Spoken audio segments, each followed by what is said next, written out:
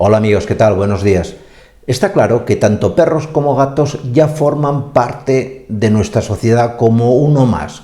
No voy a decir que como un ciudadano, pero casi, porque la cantidad de perros y gatos que hay hoy en día es tremenda. Pero de la misma manera que forman parte de nuestra sociedad, también es cierto que cada vez hay más casos de abandono tanto de perros como de gatos.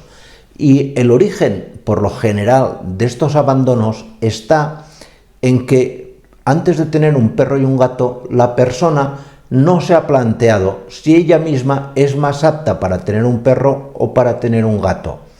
Y para ayudar a reconocerte en que si eres más de perros o eres más de gatos, hay muchos estudios científicos. El último, que es un poquito de antes de la pandemia, os lo pondré aquí en la descripción, que nos da una serie de variables en las cuales te tienes que fijar para reconocerte si eres más de perros o de gatos y que por lo tanto pues te lleves mejor con tu mascota, básicamente porque os vais de entrada a parecer más, ¿de acuerdo?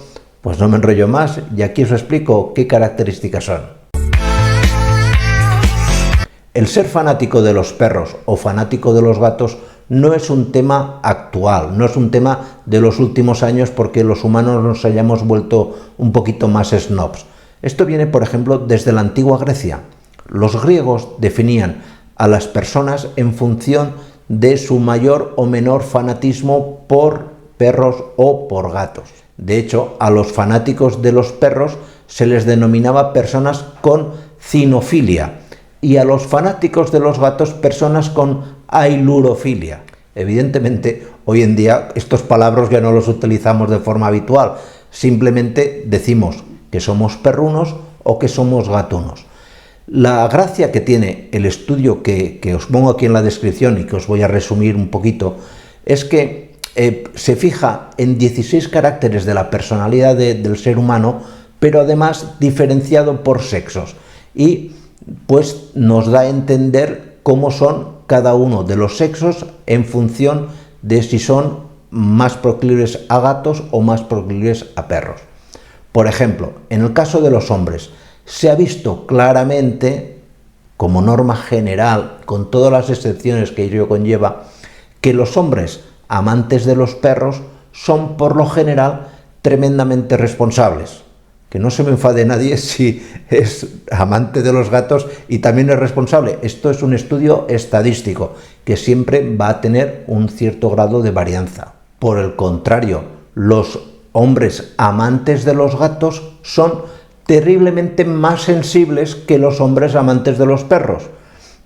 Estos son estudios y están ahí, no os enfadéis conmigo. Si sois amantes de los perros y os consideráis hombres muy sensibles, pero son los resultados que ha dado un estudio que, como veréis, se ha hecho con muchísimas personas. En el caso de las mujeres, hay todavía más caracteres que van a diferenciar a las mujeres amantes de los gatos de las mujeres amantes de los perros. Por ejemplo, si nos fijamos en la capacidad de reflexión, las mujeres amantes de los gatos, por lo general, son mucho más reflexivas que las mujeres amantes de los perros. En cuanto a la autosuficiencia, también las mujeres que son fanáticas de los gatos, las mujeres gatunas, son por lo general mucho más autosuficientes e independientes que las mujeres perrunas, amantes de los perros. Si nos fijamos ahora en la responsabilidad, al igual que ocurre con los hombres, las mujeres perrunas, es decir, amantes de los perros, por lo general son mucho más responsables que las mujeres gatunas.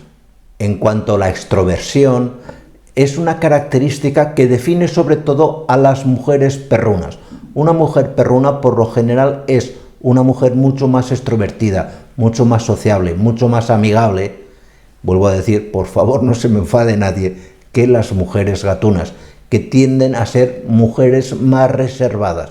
Y en cuanto a la fortaleza mental, claramente se ha visto también que la mujer perruna muestran un mayor grado de autocontrol y estabilidad emocional.